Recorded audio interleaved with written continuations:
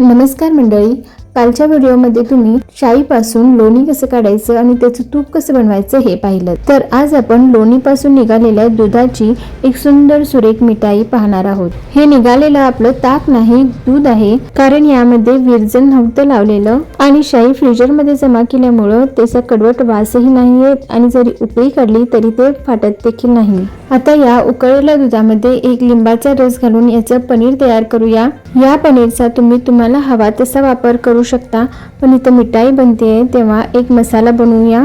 Mixer जार मध्ये सुकं खोबरं, 4 ते 5 खाऊची पानं, बदाम, काजू आणि वेलची हे सर्व एकत्र ग्राइंड करा.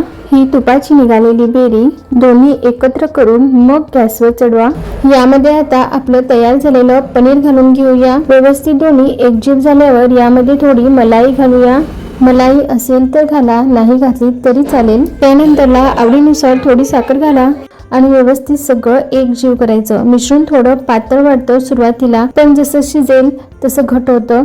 त्यानंतर थोडी गरजेनुसार मिल्क पावडर ऍड करूया. व्यवस्थित मिक्स करा. मिश्रणाने कढई सोडली की गॅस बंद करा आणि मिश्रण गार होण्यासाठी ठेवून द्या. एका प्लेटमध्ये 2 चमचे गुलकंद व थोडा बडीशेप घालून दोन्ही एकत्र करून घ्या. आता मिश्रण इकडे आपलं पूर्णपणे गार झालंय.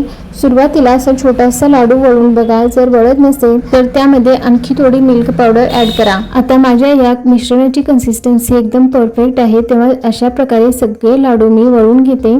आता याला टुटी फुटीने गार्निश करूया. दिसायला जितके हे लाडू सुंदर दिसत आहेत ना, तितकेच खायला सुद्धा अप्रतिम लागतात. तेव्हा तुम्ही ही रेसिपी नक्की ट्राय करा. आवडली तर लाईक, शेअर आणि कमेंट करायला विसरू नका. चॅनलला सबस्क्राईब करा. धन्यवाद.